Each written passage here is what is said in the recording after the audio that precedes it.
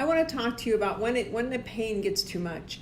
When is it too much regret, too much shame, too much, really anything that you're really ready to make the decision to change. I'm Karen Barna. Welcome to my Facebook Live. You know, when I think back to the path I took to get to where I am, I find it an interesting juncture of how you'll get to that point when you're just ready to change. And it happens when the pain's too much. And for me, I go back to when I was, I would go to board meetings just so hungover. It was just ridiculous. I would just always be so hungover, and I would just get so mad because I'd be hungover, and it's like, why can't I stop? And it really came to a head because I had to go back to Washington, D.C. for lobbying days. And I was standing outside Senator McCain's office, rest in peace, Senator McCain, to meet with him and his staff, and I was really hungover, and I looked a mess because I hadn't slept all night. I was out all night partying, and I really got to where I just thought, you know what, Karen, this has got to stop. I have got to figure this out. So when you're lobbying days, your appointments usually aren't back to back. You have a lot of breaks. So I went out and I walked down to the National Mall and just sat there, and just got out a pencil and paper and just started writing. And I spent probably 4 hours just sitting there, just writing all these notes and all this stuff, and it's just pouring out. And I thought, I've got to figure out how to fix this. So I started putting pieces together, and this would work, but this wouldn't work. And I read probably, no lie, 1,000 self-help personal development books. I have all Tony Robbins stuff. I've got Jim Rohn, Brian Tracy, the oldies, the goodies, the new ones, Gabby Bernstein. I've got them all. And, what worked for one didn't work for me. So I put things together, and I wrote a book, 7 Steps to Transforming Your Life and Business and Find Your Blue Rose. It didn't sell well. Now, it didn't sell well because at that time I wasn't ready to put myself out there either. I like to kind of stay in the background, which is odd because of the position I'm in.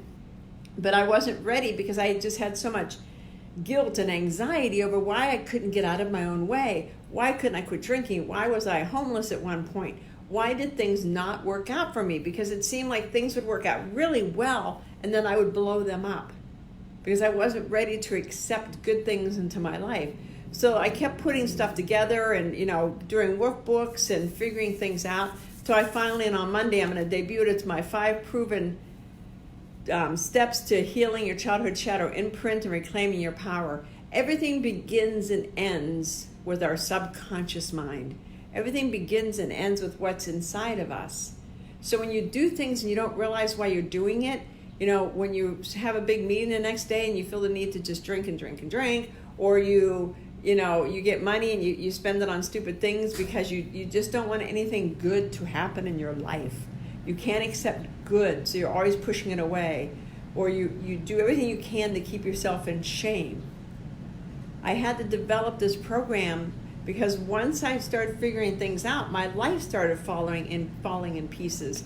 I quit drinking like a fool. I quit, doing stupid things and making stupid decisions and spending money stupidly and doing everything I could to keep myself in the pain of shame and regret. And when you have trauma in your background, you are constantly dealing with it. You don't even realize you're running that tape. And the first thing you have to figure out is, what story are you constantly running in your mind? What story do you default to? When things aren't going well, what is that first voice you hear? I used to hear, you're so stupid. What's wrong with you? Nobody will like you because you're so stupid. You're so this, you're so that. And you have to figure that stuff out. But you can't just sit there and say, I'll heal. You have to be willing to heal yourself. You have to be willing to take the time to dig into your subconscious mind and what comments were said to you that you carried with you. So, I'll talk more about this obviously over the next couple of weeks with my program debuting.